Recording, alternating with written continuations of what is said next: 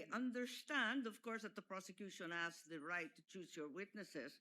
I am simply curious, bakit hindi pinatawag si Ms. Abaya na magtestigo ngayon, samantalang siya yung may personal knowledge ng encashment ng mga cheque na pinag-uusapan? Your Honor, The at Honorable Chua may respond. thank you, Your Honor. Your Honor, at that time, when this check was encashed, si Ma'am po, ang ating pong testigo, siya po ang branch manager. Hindi po yung nabanggit po ninyo. Yes, alam ko na siya yung branch manager, pero yung operations head at that time, si Jean Abaya. As a matter of fact, she was even able to say that the entire amount of the checks was withdrawn each encashment. So, ang lumalabas doon sa House hearing, kung naaalala kong maigi, si Miss Abaya ang direktang nakipag-deal kay Miss Acosta, di ba? Your Honor, kung maririnig po natin yung kanyang salaysay, siya po kasi yung nakikipag-coordinate sa OBP. Siya In fact, nakikipag-coordinate or sino ang direktang nakikipag-usap kay Miss Abaya, kung ganon? Kay Miss Acosta, sorry. Hindi ba si Jean Abaya? Pwede po Yun ang akong sumagot. pagkaintindi ko doon sa House hearing eh. Pwede po akong sumagot. Yes, please. Si Jean Abaya po, siya po yung next in rank noong ako po ay branch Siya manager. yung? Next in my rank. Oo, yeah. Opo. Pero siya ba yung direktang nakipag-deal kay Miss Acosta ng DepEd? Ako po ang direktang sa OVP po. Nakakapagtaka lang kung bakit nung House hearing, si Miss Abaya ang siyang nagsabi ng direktahan na yung entire amount ng cheque was withdrawn each encashment. Hindi po kayo. Ba't nagkaganon? Your Honor, bali po si Gina Abaya po ang naging incumbent manager. Siya po yung pumalit sa akin as branch manager. So at that time, tinanong po nga siya. So since operations manager po siya, aware din po siya sa transaction.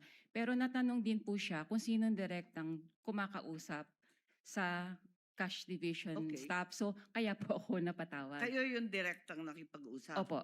Kahit siya ang nag-attest na talagang buong amount ang withdraw. Ganun ba Aware yun? naman po siya sa mga transactions din po sa branch. Okay, maliban doon, Ms. Constantino, nung House Blue Ribbon, narinig ko, nung tinanong ni Congressman Luistro, sino ang nag-withdraw ng pera at linagay sa mga bag, nung una, sabi niyo, you didn't recall. Matapos noon, medyo may leading question si Congresswoman noon eh.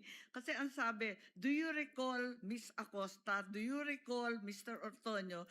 Bigla ninyong naalala si Miss Acosta at si Mr. Ortonio. Tama ba yun? Ba't nagkaganon? Nung una, hindi ninyo maalala. Pagkatapos noon, naalala na ninyo. Pwede ko Ano po ba talaga ang naaalala ninyo? Para klaro tayo. Pwede po ba nating balikan po kung yung transcript po talaga? Kasi baka po, mamaya, baka lang po, I'm sorry, may iba pong issue before. Tapos po natanong ako kung bakit ko po kilala yung dalawa. So baka po may iba Kasi pa nung pong una, story behind. tinatanong kung nare-recall ninyo, sino ang naglagay ng pera sa mga bag? Sabi po ninyo na hindi ninyo maalala. Tama ba yun? Ang pagkakaalala Kindly ko po, wind up. ang pagkakaalala ko, Honorable sorry po. Ang pagkakaalala Sumasagot ko po, ang sinagot ko po yon na si Yes, Miss yes. Gina ang naglagay si Mr. Ortonio. Ang hindi ko po ma-recall kung sino po yung naglabas na ng cash, Hindi ng ko bags. tinatanong yon. Hindi yon ang tinutukoy ko. Ang tinutukoy ko, yung pa-iba-ibang sagot. Kasi nung una sabi nyo, hindi niyo maalala kung sino naglagay ng pera sa bag. Pagkatapos nung binanggit sa inyo, do you recall Miss Acosta, do you recall Mr. Ortonio? Naalala ninyo kung sino naglagay na yung dalawa. Bakit ganon? Yun lang po. Ang Kindly wind up, pagkakaalam, ma'am.